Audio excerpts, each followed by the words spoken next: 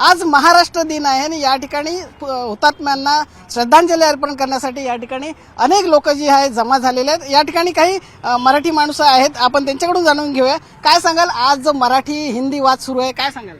सर्वप्रथम आज हुतात्म्यांना अभिवादन करण्यासाठी महाराष्ट्र दिनासाठीच्या संयुक्त महाराष्ट्र झाल्यापासून तर सर्व मी आज मराठी जनांना मी मनपूर्वक शुभेच्छा देतो।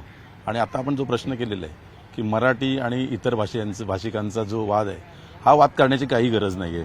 कारण का ज्या राज्यामध्ये राज्य प्रांतवाद जो आहे, जो आज उगाच इतर लोकांनी करून का त्याचं गरज वाटत नाही आहे। शासनाचे नियम आहेत ते प्रत्येकाने इथे पाळलेच पाहिजे आणि मराठी भाषा ही टिकलीच पाहिजे। त्यासाठी जो लढा आज हुतात्म्यांनी दिलेला आहे आणि हा महाराष्ट्र पूर्ण आज स्वतंत्र केलेला आहे, त्याच्यासाठी प्रत्येक मराठी जनाने इतर लोक जर या महाराष्ट्रात जर राहत असतील, मुंबईमध्ये राहत असतील, तर त्यांना मराठी भाषा आणि इतर प्रांतीय जी लोक आहेत त्यांनी सामावून घेऊन आम्ही घ्यायला तयार आहोत आणि घेतलेले आहेत। पण तुम्हाला ती मराठी भाषेवर जर वाद करायचंच आहे तर ह्या राज्यात तुम्हाला राहण्याचा अधिकार नाही आहे। पण तो या ठिकाणी रिक्षा चालक आहे, त्यांनी सांगितलं आम्ही गेलो तर तुमची मुंबई बंद पडेल। नाही, हा त्यांचा जो भ्रम आहे तो भ्रमनिराश त्यांचं होऊ शकेल।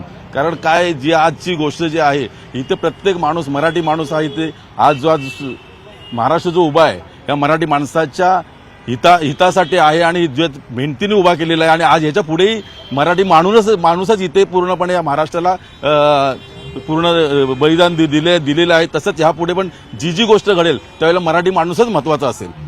मराठी माणूसच महत्वाचा आहे। अजून काही लोक आहेत, तुम्ही काय सांगाल? आज महाराष्ट्र त्याच्या 66व्या वर्षात पदार्पण करतोय आणि हा महाराष्ट्र जो काय बनलाय तो काय केवळ असाच बनलेला नाही। 107 हुतात्म्यांनी 1960ला हे बलिदान दिलं, मुंबई महाराष्ट्राबरोबर राहिली आणि मुंबई सहित महाराष्ट्र तयार झाला।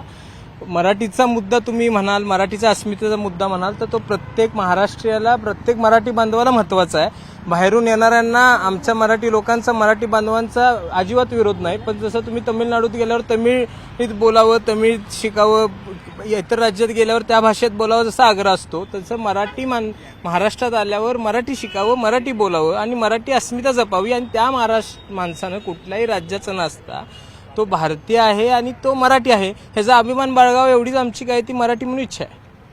मला सांगा, या ठिकाणी काही मराठी लोक हिंदीतून सुरुवात करतात। आता विषय असा आहे की तो प्रत्येकाचा आपापल्या प्रश्न आहे, पण प्रत्येक मराठी माणसाला मराठी अस्मिता, आपली असणारी मातीची नाळ, जिथं आपण खातो, जिथं आपण पितो आणि जिथं आत्मा जन्म आला त्याचा अभिमान असणं गरजेचं आहे। त्यात हिंदी किंवा मराठी असता कामा नये। मराठी आपली अस्मिता आहे, मराठी आपली अस्मिता आहे। माझ्यासोबत अजून आहेत, तुम्ही काय सांगाल? आज महाराष्ट्र दिनानिमित्त आपण सर्व इथे एकत्र आलेलो आहोत। ह्या महाराष्ट्र दिनादिवशी, ज्या दिवशी ह्या हुतात्म्याने आपले बलिदान दिलेले आहे, त्यांचं जेवढं पाहिजे तेवढे आज प्रचार होत नाही आहे। त्याच्यामुळे इथे जे लोक एकवटा होत नाही। आज बाबासाहेबांच्या जयंती दिवशी ज्यावेळी लोक तिथे येतात, त्यांचे जे कार्यकर्ते असतात ते एकत्र येऊन संपूर्ण कार्यक्रम चांगल्या प्रकारे पार पडतात। तसं ह्या हुतात्म्यांसाठी पण कोणीतरी कुठल्या तरी पक्षाने एक पुढाकार घेऊन ह्या दिवशी एक मोठी सभा लावून किंवा इथे सर्वांना आमंत्रण देऊन बा या इथे, आणि ह्याचा उल्लेख करून त्यांना सर्वांना सांगितलं पाहिजे की ह्या विषय जे आहेत ते बऱ्याचशा पुस्तकामध्ये पण नाही आहेत की हुतात्मे आपले किती झाले, काय झाले। आताच्या नवीन पिढीला इंग्लिश मिडियमच्या शिकतात तर ह्या गोष्टी काहीच माहिती नाही। त्याचा मला वाटतं की पक्ष प्रमुख जे असतील त्यांनी ह्याचा विचार करून ह्या शिक्षण क्षेत्रामध्ये सगळ्यांना याची जाण व्हायला पाहिजे आजच्या नवीन पिढीला। त्यावेळेस हे हुतात्मे कोण झाले आणि कशासाठी झाले हे लोकांना माहिती पडेल, एवढंच मी सांगतो। खरं तर या आज हुतात्म्यांना श्रद्धांजली देण्यासाठी इथे काही तुरळकच लोक दिसतात, काय सांगाल? नाही, तुरळक लोक दिसतात म्हणजे काय, ह्या गोष्टीबद्दल काही लोकांना माहितीच नाही आहे। आपल्या ह्या राज्यासाठी किती लोकांनी आपली प्राणाची आहुती दिली हे लोकांना माहितीच नाही। हे लोकांपर्यंत पोहोचण्याचं काम कोण करणार? जसे आपापले पक्ष आपल्याला पक्ष वाढवण्यासाठी करतात, तसं हे हुतात्मे जे झाले त्यांच्याबद्दल पण काहीतरी माहिती या लोकांनी, पक्षाने आपापली दिली पाहिजे। आणि कोणीतरी पुढाकार घेऊन या ठिकाणी एक सभा किंवा एक आदरांजलीचा कार्यक्रम चांगल्या प्रकारे व्हायला पाहिजे की ह्या पुढच्या पिढी ते नियमितपणे चालू ठेवतील असे मला वाटतं। या ठिकाणी एखादा कार्यक्रम जेणेकरून आताच्या नवीन पिढीला हे माहीत व्हावं यासाठी कार्यक्रम आखले पाहिजे असं लोकांचं म्हणणं आहे। गणेश कदमसह विजय देसाई, न्यूज 18 मराठी, मुंबई।